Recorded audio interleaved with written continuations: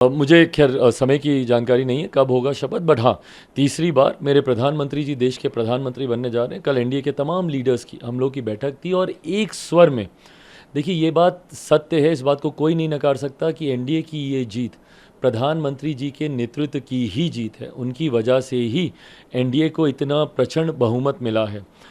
हम लोग कई बार अपने लिए लक्ष्य इतने बड़े कर लेते हैं कि अगर उसमें हल्की सी भी चूक होती है तो सवाल उठने लगते हैं। हकीकत है ये कोई सामान्य बात नहीं है। आज तीसरी बार लगातार एनडीए को एनडीए को जनादेश मिला है एनडीए के समर्थन में। ये कोई मामूली बात नहीं है।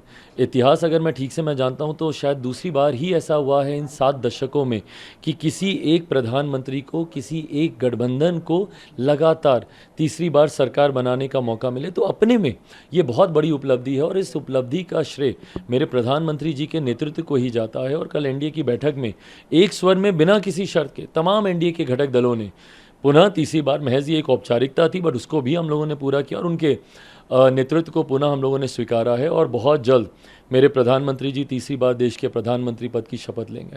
प्रधानमंत्री जी तीसरी बार प्रधानमंत्री पद की शपथ लेंगे। कहा जा रहा है कि हाजीपुर से सांसद, बिहार से चिराग पासवान भी कैबिनेट मिनिस्टर के तौर पर शपथ लेने जा रहे हैं।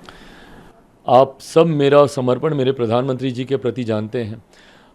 जीवन के कठिन दौर में था, चुनाव प्रचार में था, किसी भी भूमिका में था, मेरा लक्ष्य स्पष्ट था।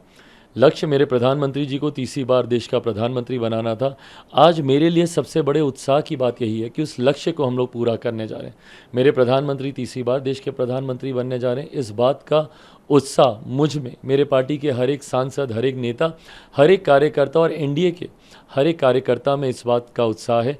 कौन अब सरकार में आता है, नहीं आता है, कौन मंत्री बनता है, नहीं बनता है, ये किसी भी घटक दल की प्राथमिकताओं में नहीं है। मैं कई बार मीडिया चैनल्स पे सुनता हूँ कि इसने ये मांग की, वो मांग की, किसी ने नहीं। कल एनडीए की बैठक में सिर्फ हम लोगों ने प्रधानमंत्री जी के नेतृत्व को पुनः स्वीकारते हुए औपचारिकता हम लोगों ने निभाई है।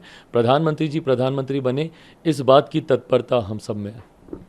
कहा जा रहा है, मीडिया में ऐसी चर्चा थी और आपने भी देखा होगा, सुना होगा कि आपके पार्टी की तरफ से 2 मंत्री 3 मंत्री के पद की मांग की गई है। इसमें कितनी सच्चाई? मैं पूरी तरीके से इन बातों का मैं खंडन करता हूँ। कोई मांग नहीं है और मांग हो भी नहीं सकती है, क्योंकि हम लोग का लक्ष्य ही प्रधानमंत्री जी को प्रधानमंत्री बनाना था।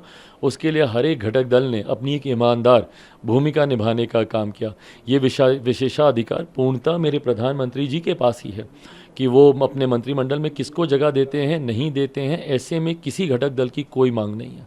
इंडिया ब्लॉक की तरफ से कहा जा रहा है कि आपकी पार्टी हो या चंद्रबाबू नायडू की पार्टी हो या नीतीश कुमार की पार्टी हो, उनको अप्रोच किया जा रहा है। क्या आपके पास भी फ़ोन कॉल आए? महत्वाकांक्षाओं को साधने के लिए एक विफल प्रयास संभवतः विपक्षी दल ज़रूर कर सकता है और करने का संभवतः वो प्रयास भी कर रहे होंगे, क्योंकि इन लोगों के लिए नीति सिद्धांत मायने नहीं रखते। जनादेश का अपमान करने तक के लिए ये परहेज नहीं करते जब अपनी महत्वाकांक्षाओं को सिद्ध करने की बात आती है। ऐसे में ये जनादेश पूर्णतः एनडीए के लिए है, एनडीए के पक्ष के लिए है। ये जनादेश मेरे प्रधानमंत्री जी को तीसरी बार देश का प्रधानमंत्री बनाने के लिए है। ऐसे में कोई भी घटक दल इस जनादेश का अपमान नहीं करेगा। मजबूती से हम सब प्रधानमंत्री जी के साथ हैं। जल्द सरकार बनेगी और वो 5 साल मजबूती से सरकार चलेगी। और आखिरी सवाल की एलजेपी का स्ट्राइक रेट 100% रहा, पिछली बार भी 100%। क्या वजह मानते हैं और कौन सा आपने ग्राउंड पे काम किया कि आपका स्ट्राइक रेट 100% रहा, लेकिन आपके जो एलाइज पार्टी है उनका स्ट्राइक रेट इतना अच्छा नहीं रहा? देखिए, मुझे लगता है पहली बात तो मेहनत का कोई पर्याय नहीं हो सकता है। जिस तरीके से मेरे पार्टी के हर एक नेता, हर एक कार्यकर्ता ने मेहनत की, ज़मीनी स्तर पर जाकर, हवाई नहीं, ज़मीनी स्तर पर जाकर, उसका ज़रूर हम लोग को लाभ मिला। बिहार फर्स्ट, बिहारी फर्स्ट की सोच के साथ मैं आगे बढ़ रहा हूँ। ऐसे में बिहार को विकसित प्रदेश बनाने की ये सोच है। मुझे लगता है बिहार की जनता ने उस सोच का पूरा समर्थन किया, उस पर विश्वास रखा और 5 के 5 प्रत्याशी जिस तरीके से उनको जिताकर भारत की संसद में भेजने का काम किया, ये बहुत बड़ी जिम्मेदारी के साथ भी आता है।